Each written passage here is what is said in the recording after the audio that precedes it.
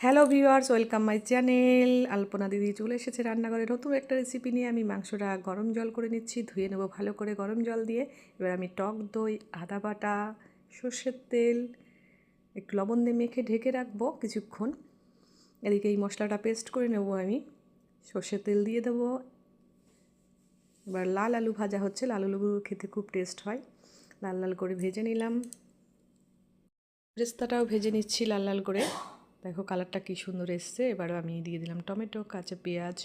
সুন্দর করে কালার চলে আসলো, গন্ধটা বেরিয়ে গেছে। ভাজা মশলা যেটা বাটা ছিল ওটা আমি অ্যাড করে দিলাম। এবার আমি মাংসটা ঢেলে দিলাম ওর মধ্যে।